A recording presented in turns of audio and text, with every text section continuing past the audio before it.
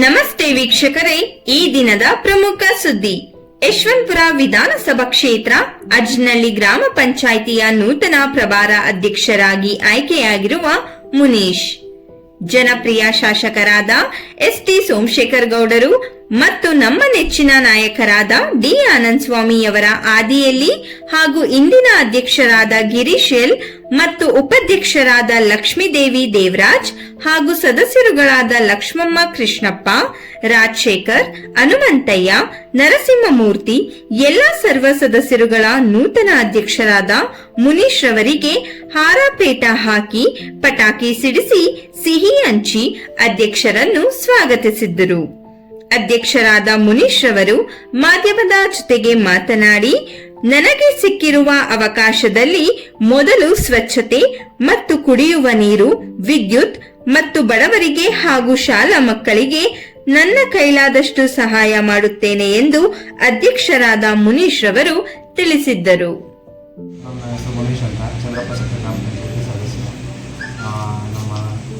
ಸಾಹೇಬರು ಎಸ್.ಟಿ. ಸೋಮಶೇಖರ್ ಗೌಡರು ಮತ್ತು ನಮ್ಮ ನೆಚ್ಚಿನ ನಾಯಕರು ಆನಂದ್ ಸ್ವಾಮಿಯವರ ಆಶೀರ್ವಾದದಿಂದ ಇವತ್ತು ನಾನು ಅಧ್ಯಕ್ಷ ಆಗಿದ್ದೀನಿ.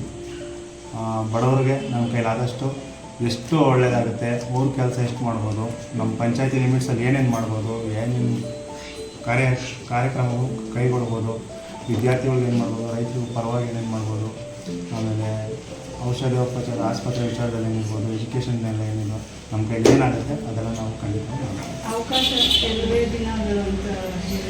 ಹೌದು ಮೇಡಮ್. ಇದು ನಮಗೆ ಆಗಿರೋದು ಪ್ರಭಾರ ಆಗಿರೋದು, ಅದು ಡೈರೆಕ್ಟ್ ಅಧ್ಯಕ್ಷ ಅಂತಲ್ಲ, ಅಧ್ಯಕ್ಷ ಆಗಿದ್ರೆ ಅದರಿಂದ ಪ್ರಭಾರ ಆಗಿರೋದ್ರಿಂದ ನಾವು ಇರೋಷ್ಟು ದಿವಸ ನಾವು ಅಧಿಕಾರದಲ್ಲಿ ಚೆನ್ನಾಗಿ ಮಾಡ್ತೀವಿ.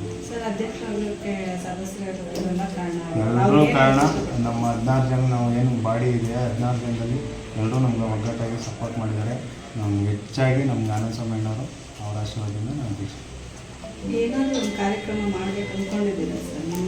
ಸಾಹೇಬ್ರ ಹತ್ರ ಮಾತಾಡಿ ಅದ್ರ ಬಗ್ಗೆ ನಿಮ್ಮ ಮಾಹಿತಿ ತಲುಪಿಸಿ.